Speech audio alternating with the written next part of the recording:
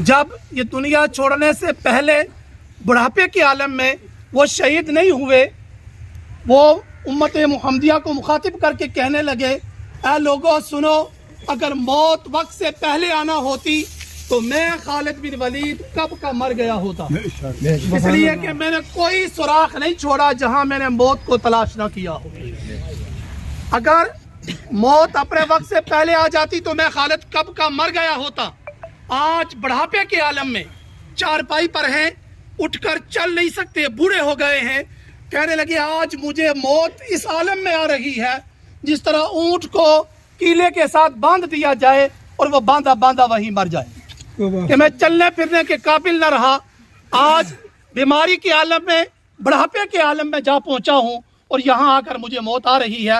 اس سے یہ بات ثابت ہوتی ہے کہ رب تعالیٰ نے قرآن میں جو ارشاد فرمایا، وَلَن يُؤَخِّرَ اللَّهُ نَفْسًا إِذَا جَاءَ أَجَلُهَا وَاللَّهُ خَبِيرٌ بِمَا تَعْمَلُونَ، جس بندے کے لیے جو وقت میں اللہ مقرر کر دیتا ہوں، کون سی جگہ پر، کس وقت پر، کون سے حالات میں، بیماری کے عالم میں، حادثے کی موت، شہادت کی موت، کس حالت میں اس نے جانا ہے، رب تعالیٰ نے پہلے وہ چیز لکھ دی ہوتی ہے۔ اور جب اس کی موت کی گھڑیاں آ جاتی ہیں، پھر وہ اللہ نہیں دیکھتا کہ یہ مرنے والا اپنے پیچھے بوڑھی ماں کو چھوڑ کے جا رہا ہے، یہ مرنے والا اپنے پیچھے 5-6 بچوں کو چھوڑ کر جا رہا ہے، یہ مرنے والا اپنی بیوہ بیوی کو چھوڑ کے جا رہا ہے، یہ مرنے والا بہت سارے اپنے رشتہ داروں کو، دوستوں کو، اپنے احباب، حلقہ احباب کو چھوڑ کے جا رہا ہے۔ جہاں یہ بیٹھا کرتا تھا، رونقیں دوبالا ہو جایا کرتی تھی، وہ ساری رونقیں، وہ ساری رنگینیاں، وہ ساری شادمانیاں آنکھیں کھلنے کے ساتھ ہیں۔ جب یہ آنکھیں بند ہو جاتی ہیں، سب کچھ ختم ہو جاتا ہے۔ رب تعالیٰ ان چیزوں کی پرواہ نہیں کرتا کہ اس کے ساتھ یہ جگہ آباد تھی، یہ چلا گیا تو یہ معاملات کیسے چلیں گے، چونکہ ان اللہ علی کل شیء قدیر، اسی کے ذمہ ہے، اسی کے لیے ہے کہ رب تعالیٰ ہی ہر چیز پر قدرت رکھنے والا ہے، ہر چیز کا وہ قادر ہے۔ اس لیے ہمیں یہ مرنے والا سبق دے کے جا رہا ہے کہ لوگوں، زندگی کو اللہ کی رضا کے لیے گزارو۔ آپ نے دیکھا ہوگا کہ ایسے لوگوں کے بارے میں شریعت، ان پر شریعت کے قانون لاگو نہیں ہوتے۔ شریعت اس پہ لاگو ہوتی ہے جو اپنے ہوش آواز برقرار رکھتا ہے، جس کے اپنے ہوش آواز برقرار نہیں ہوتے، جسے سردی کا پتہ نہیں ہے، گرمی کا پتہ نہیں ہے، اٹھنے بیٹھنے کا پتہ نہیں ہے۔ پھر ان کی یہ بڑی کمال کی بات، اعلیٰ حضرت نے لکھا تھا کہ جو بندہ ایسی حالت میں ہو، اگر اس کو شریعت کی طرف بلایا جائے تو فوراً وہ حاضر ہو جائے، سمجھ لیجئے کہ وہ اللہ والا ہے۔ یہ جمعے کی اذان سے پہلے تقریباً 2-3-4 ماہ ہو چکے ہیں، کریکٹلی تو ہم بتا نہیں سکتے کہ کتنا عرصہ ہوا ہے، لیکن مسلسل یہ جمعہ پڑھنے کے لیے مسجد جایا کرتے تھے، اور وقت سے پہلے جانا، وینیو پہ بیٹھ کے وضو کرنا، بلند آواز سے ذکر کرنا، نماز میں شرکت کرنا۔ جتنے بھی نماز پڑھنے والے، جمعہ پڑھنے والے سبھی جانتے ہیں کہ جب مسجد سے نکلتے پھر بھی جہاں تک ہمیں ان کی آواز پہنچتی وہاں جاتے ہوئے کلمے کا ورد کرتے رہتے۔ تو ایسے بندوں کی میت پر نماز جنازہ پڑھنا یہ سعادت سے کم نہیں۔ نماز جنازہ پڑھنے کے جہاں یہ بھی اصل بات تو یہ ہے کہ جنازوں کے ساتھ جانے سے بندے کو اپنی موت یاد کرنی چاہیے، اصل مقصد یہ ہے۔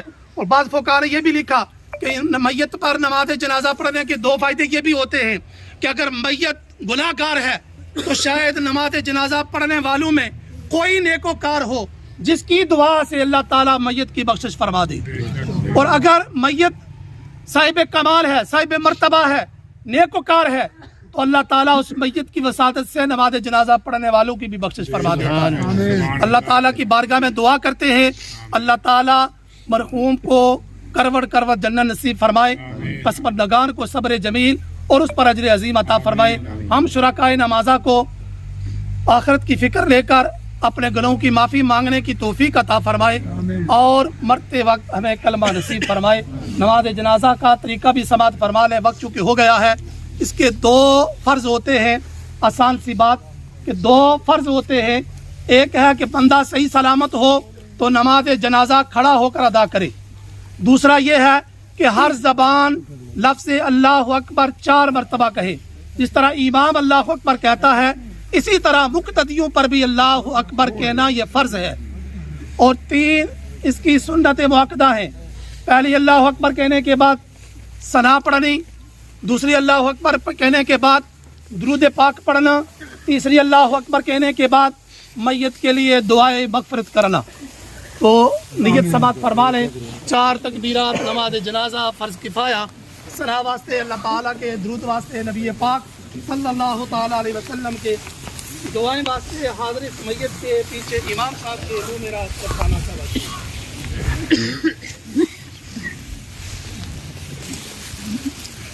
محمد عبدك ورسولك وصل على المؤمنين والمؤمنات والمسلمين والمسلمات رضي الله عن سيدنا ومولانا محمد صلى الله تعالى عليه وسلم. یا اللہ پاک سارے کلمات طیبہ شریفہ نماز جنازہ کی محبوب علیہ الصلوۃ والسلام نے صدقے وسیلے نال یا اللہ پاک نے کامل مغفرت بخش فرما. جنت الفردوس جنت الفردوس جنت الفردوس نصیب فرما. یا اللہ اپنے محبوب علیہ الصلوۃ والسلام نے صدقے وسیلے نال جنت درجات کی بلندیاں ترقیاں نصیب فرما. جملہ مؤمنین مؤمنات مسلمین مسلمات نے باقی سارے کلمات طیبہ شریفہ ثواب قبول منظور فرما. سارے نے کامل مغفرت بخش فرما. سارے نے قبر و خاص رحمت و برکت. یا اللہ اپنے محبوب علیہ الصلوۃ والسلام نے صدقے وسیلے نال اساں سارے کی فکر آخرت نصیب فرما. اس مشکل اور کٹھن سفر واسطے تیاری نہیں توفیق نصیب فرما. اساں ظاہر و باطن کی جیسا فرما. ربنا آتنا فی الدنیا حسنہ وفی الآخرۃ حسنہ وقنا عذاب النار.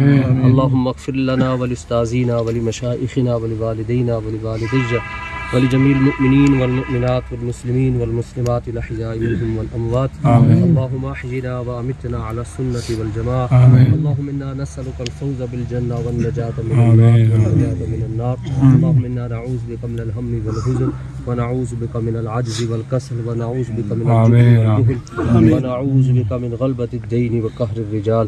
اللهم أرنا الحق حقا وارزقنا اتباعه وأرنا الباطل باطلا وارزقنا اجتنابه. صلى الله تعالى على حبيبه محمد وعلى آله وصحبه.